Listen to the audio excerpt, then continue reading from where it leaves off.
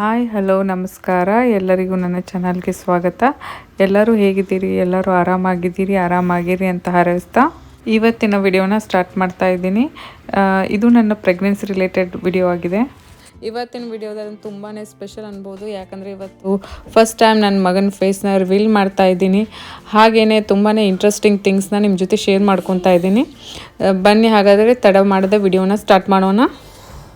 ಇವಾಗ hospital ಬ್ಯಾಗ್ನ ready ಮಾಡ್ಕೊತಾ ಇದ್ದೀನಿ. ಹಾಸ್ಪಿಟ್ಲಿಗೆ ಏನೆಲ್ಲ ತೊಗೊಂಡು ಹೋದ್ನೆ ಅಂತ ನಿಮಗೆ ತೋರಿಸ್ತೀನಿ.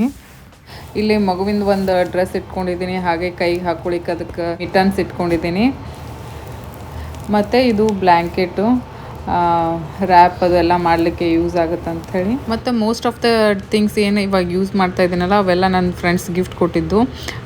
ಈ ಏನು ಟ್ರೆಡಿಷ್ನಲ್ ಸೀಮಂತ ಮತ್ತು ಜೆಂಡರ್ ರಿವೀಲ್ ಮಾಡಿದ್ವಲ್ಲ ಅವಾಗ ಕೊಟ್ಟಿರುವಂಥ ಗಿಫ್ಟ್ನ ಯೂಸ್ ಮಾಡ್ತಾ ಇದ್ದೀನಿ. ಮತ್ತು ಇದೇನು ಶಾಲ್ ನೋಡ್ತಿದ್ರಲ್ಲ ಇದು ಆರೋಹಿದು. ಸೊ ನಾನು ಕೆಲವೊಂದು ಆರೋಹಿದು ಐಟಮ್ಸ್ನು ಸೇವ್ ಮಾಡಿಟ್ಕೊಂಡಿದ್ದೀನಿ. ಅವಳ ಡ್ರೆಸ್ ಆಗಿರಲಿ, ಬ್ಲ್ಯಾಂಕೆಟ್ ಆಗಿರಲಿ, ರ್ಯಾಪ್ ಈ ಥರ ಎಲ್ಲ ಸೇವ್ ಮಾಡಿಟ್ಕೊಂಡಿದ್ದೆ. ಸೊ ಅದು ನೆಕ್ಸ್ಟ್ ಬೇಬಿಗೂ ಯೂಸ್ ಆಗುತ್ತೆ ಅಂಥೇಳಿ. ಮತ್ತು ಬೇಬಿ ವೈಪ್ಸ್, ಡೈಪರ್, ಹಾಗೆ ವೆಟ್ ಟಿಶ್ಯೂ ಪೇಪರ್. ಸೊ ಏನಾದರೂ ಕ್ಲೀನ್ ಮಾಡಲಿಕ್ಕೆ ಅದು ಕ್ಲೀನಿಂಗ್ ಪರ್ಪಸ್ಗೆ ಅಂತ ತೊಗೊತಾ ಇದ್ದೀನಿ.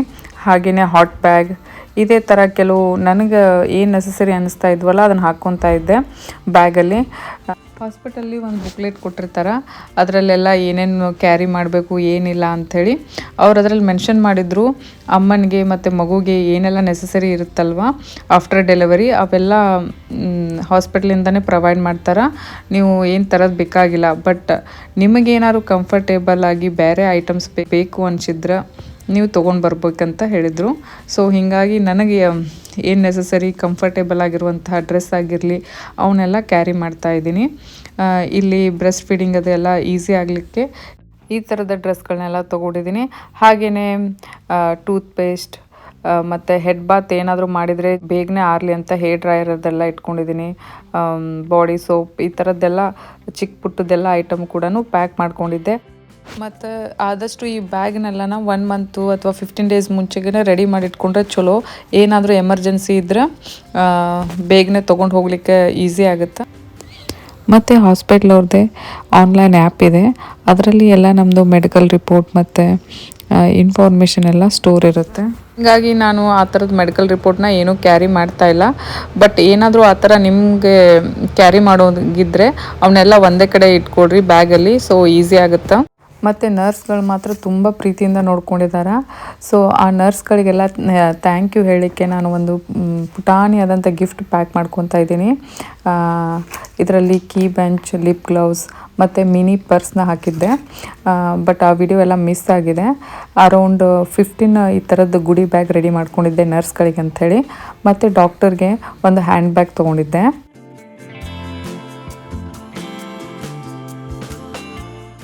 ಪ್ಯಾಕ್ ಮಾಡ್ತಾ ನನ್ನ ಪ್ರೆಗ್ನೆನ್ಸಿ ಟೈಮಲ್ಲಿ ನಾನು ಏನೆಲ್ಲ ಊಟ ಮಾಡ್ತಿದ್ನಿ ಅಂತ ನಿಮ್ಮ ಜೊತೆ ಸ್ವಲ್ಪ ಶೇರ್ ಮಾಡ್ಕೊತಾ ಇದ್ದೀನಿ.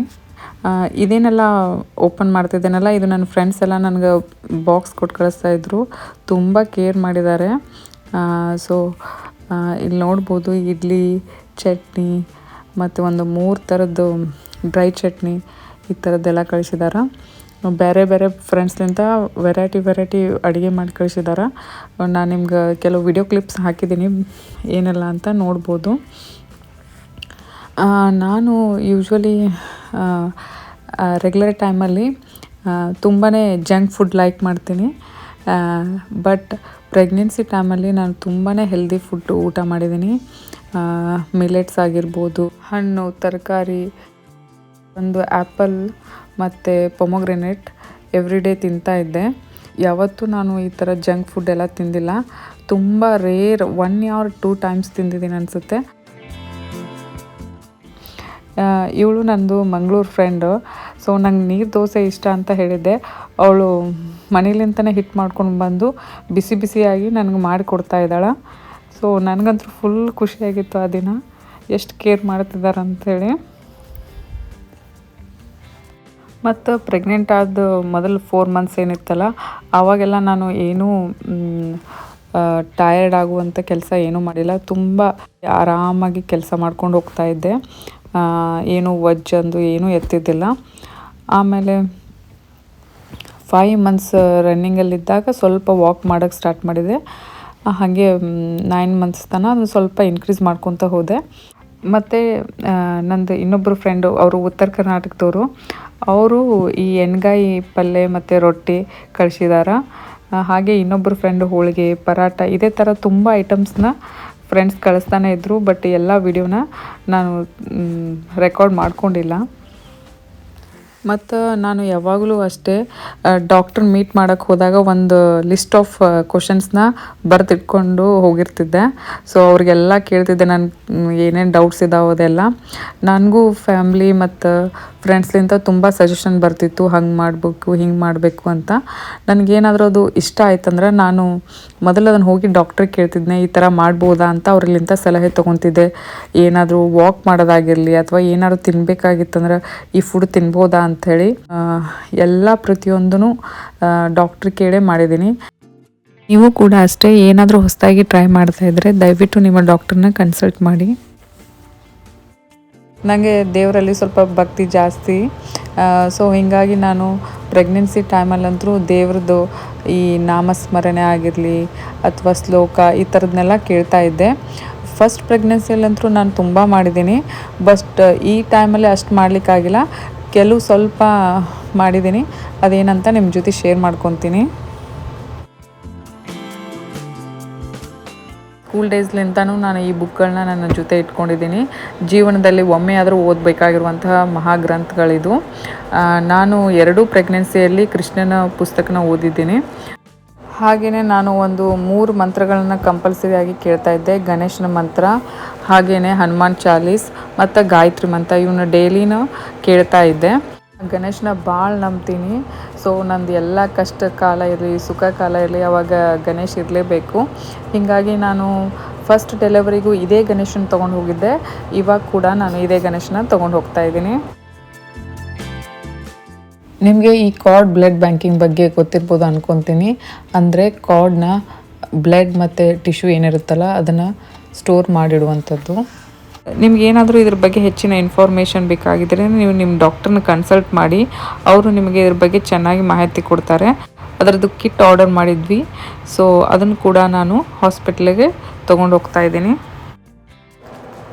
ಹಾಸ್ಪಿಟಲ್ ಬ್ಯಾಗ್ ಎಲ್ಲ ರೆಡಿ ಆಯಿತು. ಇವಾಗ ಹಾಸ್ಪಿಟ್ಲಿಗೆ ಹೋಗುವಂಥ ಟೈಮ್. ಸೊ ನೈಟ್ 10 o'clock ನಾವು ಹಾಸ್ಪಿಟ್ಲಿಗೆ ಹೋಗಿದ್ದು.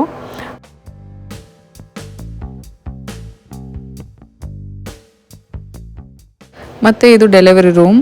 ಒಂದು ಕ್ವಿಕ್ಕಾಗಿ ಟೂರ್ ಮಾಡೋಣ ಇದು ಹೇಗಿದೆ ಅಂತ. ಮತ್ತು ಹಾಗೆ ನಿಮ್ಗೆ ಹೇಳ್ತಾ ಇದ್ದೆ, ನರ್ಸ್ಗಳು ತುಂಬ ಕೇರಿಂಗ್ ಇರ್ತಾರಂತ. ಹೇಗಂತ ಒಂದೆರಡು ಎಕ್ಸಾಂಪಲ್ ಕೊಡ್ತೀನಿ. ಇವಾಗ ಏನಾರು ಅವರು ನಮಗೆ ಇಂಜೆಕ್ಷನ್ ಮಾಡೋಕ್ಕೆ ಬಂದಿದ್ರಂದ್ರೆ ಅವರು ನಮ್ಗೆ ಫುಲ್ ಎಕ್ಸ್ಪ್ಲೇನ್ ಮಾಡ್ತಾರೆ. ನಾನು ಇಂಜೆಕ್ಷನ್ ಮಾಡೋಕ್ಕೆ ಬಂದಿದ್ದೀನಿ, ಇವಾಗ ಕಾಟನ್ ತೊಗೊಂಡು ರಬ್ ಮಾಡ್ತಾ ಇದ್ದೀನಿ. ಸೊ ಇಂಜೆಕ್ಷನ್ ಮಾಡುವಾಗ 20 ಸಲ ಸಾರಿ ಕೇಳ್ತಾರೆ. ಸೊ ಅವ್ರು ಕೇಳುವಾಗ ನಮ್ಗೆ ಯಾವಾಗ ಇಂಜೆಕ್ಷನ್ ಮಾಡಿ ತೆಗೆದ್ರಂತೆ ಗೊತ್ತೇನೇ ಆಗಲ್ಲ. ಡೆಲಿವರಿ ಟೈಮಲ್ಲಿ ನಾವು ಹಂಗಾತು ಮಲ್ಕೊಂಡ್ಬಿಟ್ಟಿರ್ತೀವಿ, ಅನ್ನಿಸ್ತಿರುತ್ತೆ ಎಡಗಡೆ ಅಥವಾ ಬಲಗಡೆ ಹೊಳ್ಳಬೇಕಂತೇಳಿ. ಬಟ್ ಹೊಳ್ಳಕ್ಕಾಗ್ತಿರಂಗಿಲ್ಲ, ನಾವು ಸುಮ್ಮ ಹಾಗೆ ಇದ್ಬಿಟ್ಟಿರ್ತೀವಿ. ಬಟ್ ಅವ್ರು 1 hourಗೊಮ್ಮೆಲ್ಲ ಬಂದು ಚೆಕ್ ಮಾಡಿ ನಮ್ಗೆ ಯಾವ್ದಾದ್ರು ಪೊಸಿಷನ್ ಚೇಂಜ್ ಮಾಡಬೇಕಾ ಎಡಗಡೆ ಅಥವಾ ಬಲಗಡೆ ಅಂತ ಕೇಳಿ ಮಲಗಿಸಿ ಹೋಗ್ತಾಯಿದ್ರು. ಈವನ್ ವಾಶ್ರೂಮ್ ಕೂಡ ಅವರೇ ಕರ್ಕೊಂಡು ಹೋಗ್ತಾಯಿದ್ರು. ಹೀಗೆ ಸಣ್ಣ ಪುಟ್ಟದ್ದು ನಾವು ಕೇಳೋಕ್ಕಿಂತ ಮುಂಚೆಗೆ ಅವರೇ ಬಂದು ಹೆಲ್ಪ್ ಮಾಡ್ತಾಯಿದ್ರು. ಹಾಗೆಯೇ ಇದು ಡೆಲಿವರಿ ಆದಮೇಲೆ ನಮ್ಗೆ ರಿಕವರಿ ರೂಮ್ಗೆ ಶಿಫ್ಟ್ ಮಾಡ್ತಾರೆ. ಆ ರೂಮ್ ಇದು. ಸೊ ಆ ದಿನ ಟೋಟಲ್ ಆಗಿ ಒಂದು 30 ಮೆಂಬರ್ಸ್ ಆದರೂ ಡೆಲಿವರಿ ಆಗಿತ್ತು. ಒಂದು ಕೋಇನ್ಸಿಡೆಂಟ್ ಏನಾಯ್ತಂತ, ನಂದು ನನ್ನ ಫ್ರೆಂಡು ಇಬ್ಬರು ನಾವು 1 week ಡಿಫ್ರೆನ್ಸ್ ಇತ್ತು ಡೆಲಿವರಿಗೆ. ಬಟ್ ಅವ್ರದ್ದು ಸಹ ಅವತ್ತೇ ಡೆಲಿವರ್ ಆಗಿತ್ತು. ಸೊ ಹೀಗಾಗಿ ನನ್ನ ಬೇಬಿಗೆ ಅವ್ರ ಬೇಬಿಗೆ ಜಸ್ಟ್ ಒಂದು 8 hours ಅಷ್ಟೇ ಡಿಫ್ರೆನ್ಸ್ ಇದೆ. ಸೊ ಅವ್ರು ಕೂಡ ಪಕ್ಕದ ಮನೆ ಇದ್ದರು. ಮತ್ತು ಎಲ್ಲರಿಗೂ ಕ್ವಶನ್ ಇರುತ್ತೋ ನಾರ್ಮಲ್ ಡೆಲಿವರಿ ಅಥವಾ ಸಿ ಸೆಕ್ಷನ್ ಅಂಥೇಳಿ. ನಂದು ನಾರ್ಮಲ್ ಡೆಲಿವರಿ. ಇವನ್ ನಂದು ಫಸ್ಟ್ ಬೇಬಿ ಕೂಡ ನಾರ್ಮಲ್ ಡೆಲಿವರಿ ಆಗಿತ್ತು. ಸೊ ಫಸ್ಟ್ ಬೇಬಿದಂತೂ ಇನ್ನೂ ಎಕ್ಸೈಟಿಂಗ್ ಇದೆ. ಯಾಕಂತಂದರೆ ಜಸ್ಟ್ 2 hours ಡೆಲಿವರಿ ಆಗಿದೆ. ಸೊ ಸೇಫಾಗಿ 9 months ಕಂಪ್ಲೀಟ್ ಆದಮೇಲೆ, ಇವಾಗೂ ಕೂಡ 9 months ಕಂಪ್ಲೀಟ್ ಆದಮೇಲೆ ನಾರ್ಮಲ್ ಡೆಲಿವರಿ ಆಯಿತು. ಆಫ್ಟರ್ ಡೆಲಿವರಿ ಆದಮೇಲಂತೂ ಪುರ್ಸತ್ತಿನೇ ಇರಲ್ಲ. ಮಗುವಿಗೆ ಅಷ್ಟೇ ಡಾಕ್ಟರ್ಗಳು ಬಂದು ವಿಸಿಟ್ ಮಾಡಿ ನೋಡಿ ಹೋಗ್ತಾರೆ. ಇವನ್ ತಾಯಿಗಳಿಗೆ ಕೂಡ ಬೇರೆ ಬೇರೆ ಥರದ ಡಾಕ್ಟರ್ಗಳು ಬಂದು ವಿಸಿಟ್ ಮಾಡ್ತಾರೆ. ಲೈಕ್ ನಮ್ಮದೆಲ್ಲ ರಿಕವರಿ ಹೆಂಗಿಲ್ಲ ಇದೆ ಅಂತ ನೋಡೋಕೆ ಒಬ್ಬರು ಬಂದರೆ, ಲ್ಯಾಕ್ಟೇಷನ್ ಅವ್ರು ಬರ್ತಾರೆ ಹೆಂಗೆಲ್ಲ ಫೀಡಿಂಗ್ ಮಾಡ್ಬೇಕಂತ ಹೇಳಲಿಕ್ಕೆ. ಇವನ್ ಮಗು ಕೂಡ ಪೀಡಿಯಾಟ್ರಿಷನ್ ಬರ್ತಾರೆ. ಮತ್ತು ಸಪ್ರೇಟಾಗಿ ಅವ್ರದ್ದು ಕಿವಿದು ಎಲ್ಲ ಹೆಂಗೆ ಕೇಳುತ್ತಾ ಅದು ಕೂಡ ಬೇರೆ ಡಾಕ್ಟರ್ ಇರ್ತಾರೆ. ಹೀಗೆ ತುಂಬ ಡಾಕ್ಟರ್ಸ್ ಬರ್ತಾನೆ ಇರ್ತಾರೆ ಬೇರೆ ಬೇರೆ ವಿಷಯಕ್ಕೆಲ್ಲ. ಮತ್ತು ನೀವು ನೋಡ್ಬೋದು ಅಲ್ಲಿ ಕಿಟಕಿ ಒಳಗೆ ಗಣೇಶ್ ಬಪ್ಪನ ಇಟ್ಟಿದ್ದೀನಿ. ಅದ್ರ ಪಕ್ಕದಲ್ಲಿರುವಂಥದ್ದು ಕಾರ್ ಸೀಟ್ ಬಗ್ಗೆ ನಿಮ್ಗೆ ಹೇಳಲೇಬೇಕು. ನಾವು ಹಾಸ್ಪಿಟ್ಲಿಂದ ಡಿಸ್ಚಾರ್ಜ್ ಆಗುವಾಗ ನಮ್ಮ ಹತ್ರ ಕಾರ್ ಸೀಟ್ ಇರಲೇಬೇಕು. ಇಲ್ಲ ಅಂದರೆ ನಮ್ಗೆ ಡಿಸ್ಚಾರ್ಜ್ ಮಾಡೋದೇ ಇಲ್ಲ. ನರ್ಸ್ ಬಂದು ನಮ್ಗೆ ಕಾರ್ ತನಕ ಬಿಡ್ತಾರೆ ಅವ್ರ. ಸೊ ಹೀಗಾಗಿ ಕಾರ್ ಸೀಟ್ ಇರಲೇಬೇಕು. ಕಾರಲ್ಲಿ ನಾವು ಯಾವುದೇ ಕಾರಣಕ್ಕೂ ಮಗುನ ತೊಡಿ ಮೇಲೆ ಕುಣಿಸ್ಕೊಂಡು ಟ್ರಾವೆಲ್ ಮಾಡೋ ಹಾಗಿಲ್ಲ. ಇವನ್ ನ್ಯೂ ಬಾರ್ನ್ ಬೇಬಿ ಇತ್ತಂದ್ರೂ ಅದು ಸಪ್ರೇಟಾಗಿ ಕಾರ್ ಸೀಟಲ್ಲೇ ಕುಂದಿರಬೇಕು. ಸೇಫ್ಟಿ ಪರ್ಪಸ್ಗೆ ಈ ಥರ ಎಲ್ಲ ಇದೆ ಇಲ್ಲಿ. ಈ ಕಾರ್ ಸೀಟ್ ಏನಿದೆ ಅಲ್ಲ, ಇದು ಡಿಫ್ರೆಂಟ್ ಏಜಿಗೆ ಡಿಫ್ರೆಂಟ್ ಟೈಪ್ ಬರುತ್ತಾ. ಅಪ್ ಟು 7-8 ಇಯರ್ಸ್ ತನಕ ಆದರೂ ನಾವು ಕಾರ್ ಸೀಟ್ ಯೂಸ್ ಮಾಡಲೇಬೇಕು. ಇಲ್ಲಿ ರಿಮೋಟ್ ಅದೆಲ್ಲ ಕೊಟ್ಟಿದ್ದಾರೆ. ಏನಾದ್ರು ಹೆಲ್ಪ್ ಬೇಕಾಗಿತ್ತಂದರೆ ನಂಬರ್ ಪ್ರೆಸ್ ಮಾಡಿದ್ರೆ ಸಾಕು, ನರ್ಸ್ಗಳೆಲ್ಲ ಬಂದು ನಿಮ್ಗೆ ಏನು ಬೇಕೋ ಅದನ್ನು ಹೆಲ್ಪ್ ಮಾಡಿ ಹೋಗ್ತಾರೆ. ಮತ್ತು ಇಲ್ಲಿ ಸೈಡ್ ಕೂಡ ಬಟನ್ ಕೊಟ್ಟಿದ್ದಾರೆ. ಅದರಲ್ಲಿಂದ ನಾವು ಬೆಡ್ದು ಹೈಟ್ ಅದೆಲ್ಲ ಅಡ್ಜಸ್ಟ್ ಮಾಡ್ಬೋದು. ಇವನ್ ಹೆಡ್ ರೆಸ್ಟ್ ಎಲ್ಲ ಇರುತ್ತಲ್ಲ, ನಮ್ಗೆ ಹೆಂಗೆ ಬೇಕೋ ಅನುಕೂಲ ತಕ್ಕಂಗೆ ಮಾಡ್ಕೋಬೋದು. ಪಕ್ಕದಲ್ಲೇ ಬಾತ್ರೂಮ್ ಇದೆ. ಅಲ್ಲಿ ಅಮ್ಮನಿಗಾಗಿರ್ಬೋದು ಮತ್ತು ಮಗುಗಾಗಿರ್ಬೇಕು ಏನೆಲ್ಲ ನೆಸೆಸರಿ ಇದಿರ್ತಾವಲ್ಲ ಆ ಥರದ್ದೆಲ್ಲ, ಮಗುನ ಡೈಪರು ಆ ಥರದ್ದೆಲ್ಲ ಇಟ್ಟಿದ್ದಾರೆ.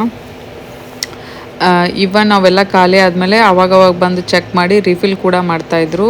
ಎಷ್ಟು ಬೇಕಾದರೂ ಯೂಸ್ ಮಾಡ್ಕೋಬೋದು. ಮತ್ತು ಡೆಲಿವರಿ ಆದ ತಕ್ಷಣವೇ ನಾವು ಮಗುವಿನ ಹೆಸರು ಹೇಳಲೇಬೇಕು. ಯಾಕಂದರೆ ಆಫ್ಟರ್ ಡೆಲಿವರಿ ಮಗುನ ರಿಲೇಟೆಡ್ ಏನೆಲ್ಲ ಫಾರ್ಮ್ಸ್ ಫಿಲ್ ಮಾಡ್ತಿರ್ತೀವಲ್ಲ ಅದು ಮಗುವಿನ ಹೆಸರಲ್ಲೇ ಫಿಲ್ ಆಗುತ್ತೆ. ಇವನ್ ಬರ್ತ್ ಸರ್ಟಿಫಿಕೇಟ್ ಕೂಡ ಅವರು ಕೊಡ್ತಾರೆ ಆವಾಗ. ಹೀಗಾಗಿ ನಾವು ಮೊದಲೇ ಮಗುನ ಹೆಸರನ್ನೇ ಡಿಸೈಡ್ ಮಾಡಿರಬೇಕು. ಇಲ್ಲಿ ಹೇಗಿದ್ದರೂ ಸ್ಕ್ಯಾನಿಂಗ್ ಟೈಮಲ್ಲಿ ಅದೆಲ್ಲ ಜೆಂಡರ್ ಹೇಳಿರ್ತಾರೆ. ಹೀಗಾಗಿ ನಮ್ಗೆ ಈಸಿ ಆಗುತ್ತೆ ಮಗುವಿನೆಲ್ಲ ಹೆಸರು ಡಿಸೈಡ್ ಮಾಡಲಿಕ್ಕೆ. ಸೊ ಇವಾಗ ಊಟ ಕೂಡ ಬಂದಿದೆ. ಏನೆಲ್ಲ ಕೊಟ್ಟಿದ್ದಾರಂತ ನಿಮ್ಗೆ ತೋರಿಸ್ತೀನಿ. ಇದು ಬಂದುಬಿಟ್ಟು ಹಸ್ಬೆಂಡ್ಗೆ ಪಿಜ್ಜಾ ಆರ್ಡ್ರ್ ಮಾಡಿದರು. ಆಮೇಲೆ ನನಗೆ ವೀಟ್ ಬ್ರೆಡ್ ಮತ್ತು ಸಾಲಡು. ಸೊ ಮನೆಯಲ್ಲೇ ಅಮ್ಮ ಅಡುಗೆ ರೆಡಿ ಮಾಡಿದರು. ಬಟ್ ಹಸ್ಬೆಂಡ್ಗೆ ಹೋಗಿ ತರುವಷ್ಟು ಟೈಮೇ ಇದ್ದಿದ್ದಿಲ್ಲ. ಆಲ್ರೆಡಿ ಹೇಳಿದ್ನಲ್ಲ, ಡಾಕ್ಟ್ರು ವಿಸಿಟ್ ಮಾಡ್ತಾನೆ ಇದ್ದರು. ಸೊ ಮಗುನ ನೋಡ್ಕೊಳ್ಳಿಕ್ಕೆ ಹಸ್ಬೆಂಡ್ ಅದು ಬೇಕಿತ್ತು. ಹೀಗಾಗಿ ನಾವು ಇಲ್ಲೇ ಇರುವಂತಹ ಊಟನ ಮಾಡಿದ್ವಿ. ಮತ್ತು ನನ್ನ ಕೈಯಲ್ಲಿ ನೋಡ್ಬೋದು ಎಷ್ಟು ಬ್ಯಾಂಡ್ಸ್ ಎಲ್ಲ ಹಾಕಿದ್ದಾರೆ ಅಂಥೇಳಿ. ಇದೆಲ್ಲ ಮಾನಿಟರ್ ಮಾಡಲಿಕ್ಕೆ. ಇವನ್ ನನಗೆ ಮತ್ತು ಬೇಬಿಗೆ ಒಂದು ಸೇಮ್ ಬ್ಯಾಂಡ್ ಹಾಕಿರ್ತಾರೆ. ಅದರಲ್ಲಿ ಬಾರ್ಕೋಡ್ ಇಬ್ಬರದ್ದು ಸೇಮ್ ಇರುತ್ತೆ. ಸೊ ಹೀಗಾಗಿ ಮಗು ಮಿಸ್ ಆಗೋ ಚಾನ್ಸ್ ಇರಲ್ಲ. ಮತ್ತು ಇದು ಬೇಬಿ ಕಾಟ್. ಇದರಲ್ಲೇ ಮಗುನ ಮಲಗಿಸ್ಬೇಕು. ಮತ್ತು ಇದಕ್ಕೆ ಬೇಬಿ ರಿಲೇಟೆಡ್ ಇನ್ಫಾರ್ಮೇಷನ್ ಎಲ್ಲ ಏನಿರುತ್ತಲ್ಲ, ಬೇಬಿ ಹೆಸರಾಗಿರ್ಬೋದು, ಅದ್ರ ಹೈಟು ವೆಯ್ಟು ಎಲ್ಲ ಬರೆದು ಅಲ್ಲಿ ಇಟ್ಟಿದ್ದಾರೆ. ಸೊ ನಾನು ಬೇಬಿ ಹೆಸರು ಇವಾಗ ಹೇಳಲ್ಲ, ನಿಮ್ಗೆ ನೇಮಿಂಗ್ ಸೆರೆಮನಿ ಮಾಡ್ತಾಯಿದ್ವಲ್ಲ ಅವಾಗೇ ಹೇಳ್ತೀನಿ ಏನಂತ ಹೇಳಿ. ಮತ್ತು ನೋಡಿರಿ ಇಷ್ಟೆಲ್ಲ ಅವ್ರು ಕೊಟ್ಟಿದ್ದಾರೆ ಹಾಸ್ಪಿಟ್ಲದವ್ರು. ಬ್ಲ್ಯಾಂಕೆಟ್ ಆಗಿರ್ಬೋದು, ಡೈಪರು, ವೈಪ್ಸ್ ಅಂಥೇಳಿ. ಇವನು ಕೂಡ ಅಷ್ಟೇ ಖಾಲಿ ಆದಂಗೆಲ್ಲ ಅವರೇ ಬಂದು ರಿಫಿಲ್ ಮಾಡ್ತಾಯಿದ್ರು. ಮತ್ತು ಮಗುವಿನ ಬರ್ತ್ ಡೇಟ್ ಬಗ್ಗೆ ಎಲ್ಲ ನಿಮ್ಗೆ ಹೇಳಬೇಕು. ಸೊ ನಾನು ಅಷ್ಟೆಲ್ಲ ದೇವ್ರು ನಂಬಿದ್ನಲ್ಲ, ಅದು ತುಂಬ ಸಾರ್ಥಕ ಆಯ್ತು ಅನ್ನಿಸ್ತು. ಯಾಕಂತಂದ್ರೆ ನನ್ನ ಮಗ ಹುಟ್ಟಿದ್ದು ಗಣೇಶ ಚತುರ್ಥಿ ದಿನ, ಅಂದರೆ ಆಗಸ್ಟ್ 30th ಅವ ಹುಟ್ಟಿದ್ದು. ಸೊ ಭಾಳ ನಾನು ಖುಷಿಯಾಗಿಬಿಟ್ಟೆ. ಮೋಸ್ಟ್ ವೇಟೆಡ್ ಥಿಂಗ್ ಇವಾಗ ಹತ್ತಿರ ಬಂತು. ಅದೇನೆಂದರೆ ಮಗುನ ನೋಡುವಂಥ ಟೈಮ್. ಬನ್ನಿ ಹಾಗಾದರೆ ನಿಮಗೆ ಬೇಬಿನ ತೋರಿಸ್ತೀನಿ.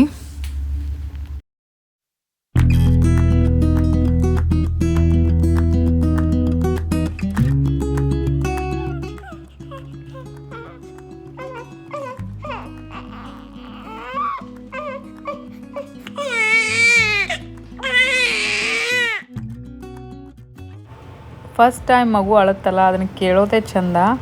ಮೇ ಬಿ ಇದೇ ಒಂದು ಸಂದರ್ಭ ಇರ್ಬೋದು ಅನಿಸುತ್ತೆ. ಮಗು ಅಳ್ತಾ ಇದ್ರು ತಾಯಿ ಖುಷಿಯಾಗಿ ಇರೋದು. ಆಮೇಲೆ ಹಸ್ಬೆಂಡು ಮಗುನ ಎತ್ಕೊಂಡಿದ್ರು. ಅದನ್ನು ನೋಡಿ ಡಾಕ್ಟ್ರು ಒಂದು ಮಾತು ಹೇಳಿದರು, you are holding god presentation ಅಂಥೇಳಿ. ಎಷ್ಟು ನಿಜ ಅನ್ನಿಸ್ತು. ಯಾಕಂತಂದರೆ ತಂದೆ ತಾಯಿಗೆ ಅವ್ರ ಮಕ್ಕಳಿಗಿಂತ ಯಾವುದೇ ಥರದ ದೊಡ್ಡ ಗಿಫ್ಟೇ ಇಲ್ಲ. ಅದೇ ಒಂದು ದೊಡ್ಡ ಗಿಫ್ಟು. ಇದು ನೋಡಿ ನನ್ನ ಮಗಳು ಆರೋಹಿದ ನ್ಯೂ ಬಾರ್ನ್ ಪಿಕ್ಚರು. ಸೊ ಅವಳು ಹುಟ್ಟಿದಾಗ ತಕ್ಕೊಂಡಿರುವಂಥ ಪಿಕ್ಚರು. ಇಬ್ಬರು ನೋಡ್ಲಿಕ್ಕೆ ಅಕ್ಕ ಮತ್ತು ತಮ್ಮ ಇಬ್ಬರು ಸೇಮ್ ಇದ್ದಾರೆ. ನಾವು ಎಷ್ಟೊಂದು ಚಿಕ್ಕವರಿದ್ದ ಫೋಟೋ ಕಂಪೇರ್ ಮಾಡಿ ನೋಡ್ತಾ ಇರ್ತೀವಿ, ಎಲ್ಲ ಎಕ್ಸ್ಪ್ರೆಷನ್ನು, ಆಡೋ ರೀತಿ ಎಲ್ಲ ಇಬ್ರದ್ದು ಸೇಮ್ ಇದೆ. ಆರೋಹಿ ತುಂಬಾ ಕಾಯ್ತಾ ಇದ್ಲು ಅವ್ರ ತಮ್ಮನ ನೋಡ್ಲಿಕ್ಕೆ, ಇವನ್ ಅವ್ರ ಅಜ್ಜಿ ಕೂಡ. ನಾವು 2 days ಹಾಸ್ಪಿಟಲ್ ಇದ್ವಿ, 3rd day ಹಾಸ್ಪಿಟ್ಲಿಂದ ಡಿಸ್ಚಾರ್ಜ್ ಆದ್ವಿ. ಬೇಬಿನ ತುಂಬ ಚೆನ್ನಾಗಿ ವೆಲ್ಕಮ್ ಮಾಡ್ಕೊಂಡಿದ್ದಾರೆ. ಸೊ ಬೇಬಿ ವೆಲ್ಕಮ್ ವಿಡಿಯೋ ಮತ್ತು ರೂಮ್ ಎಲ್ಲ ಬೇಬಿಗೋಸ್ಕರ ಹೇಗೆ ಸೆಟಪ್ ಮಾಡಿದ್ವಿ ಅನ್ನೋದನ್ನ ನಾನು ಅಪ್ಕಮಿಂಗ್ ವಿಡಿಯೋದಲ್ಲಿ ನಿಮ್ಮ ಜೊತೆ ಶೇರ್ ಮಾಡ್ಕೊತೀನಿ. ವಿಡಿಯೋನ ನೋಡಿದ್ದಕ್ಕೆ ಥ್ಯಾಂಕ್ ಯು. ಹಾಗೆಯೇ ಇನ್ನೂ ನೀವು ಸಬ್ಸ್ಕ್ರೈಬರ್ ಆಗಿಲ್ಲ ಅಂದರೆ ಈ ಕೂಡಲೇ ಸಬ್ಸ್ಕ್ರೈಬರ್ ಆಗಿ ಈ ವಿಡಿಯೋನ ನಿಮ್ಮ ಫ್ರೆಂಡ್ ಮತ್ತು ಫ್ಯಾಮಿಲಿ ಜೊತೆ ಶೇರ್ ಮಾಡಿ. ಮತ್ತು ನಿಮ್ಗೆ ಹೇಳಬೇಕಿತ್ತು, ಆ್ಯಕ್ಚುಲಿ ನಮ್ಮ ಹಸ್ಬೆಂಡ್ ಸೈಡೆಲ್ಲ ನಾವು ಗಣೇಶನ ಇಡೋದಿಲ್ಲ, ಅವ್ರ ಮನೆಯಲ್ಲಿ ಸಂಪ್ರದಾಯ ಇಲ್ಲ. ಬಟ್ ವಾಡಿಕೆ ಇದೆ, ಗಣೇಶ ಹಬ್ಬದ ದಿನ ಏನಾದರೂ ಮಗು ಹುಟ್ಟಂತಂದರೆ ಆ ವರ್ಷದಿಂದ ಮನೆಯಲ್ಲಿ ಗಣೇಶನ ಇಡಲಿಕ್ಕೆ ಸ್ಟಾರ್ಟ್ ಮಾಡಬೇಕಂತ. ಹೀಗಾಗಿ ನಾವು ಇನ್ನು ಪ್ರತಿ ವರ್ಷವೂ ಗಣೇಶನ ಇಡ್ತಾ ಇದ್ದೀವಿ. ಮಮ್ಮಿ ಗೋಧಿ ಹಿಟ್ಟಿಂದ ಈ ಮುದ್ದಾದ ಗಣೇಶನ ಇಟ್ಟಿದ್ದಾರೆ. ಗಣೇಶನ ಆಶೀರ್ವಾದ ನಿಮ್ಮೆಲ್ಲರ ಮೇಲೆ ಇರಲಿ ಅಂತ ಹಾರೈಸ್ತಾ ಇವತ್ತಿನ ವಿಡಿಯೋನ ಇಲ್ಲಿಗೆ ಮುಗಿಸ್ತಾ ಇದ್ದೀನಿ. ವಿಡಿಯೋನ ನೋಡಿದ್ದಕ್ಕೆ ಥ್ಯಾಂಕ್ ಯು.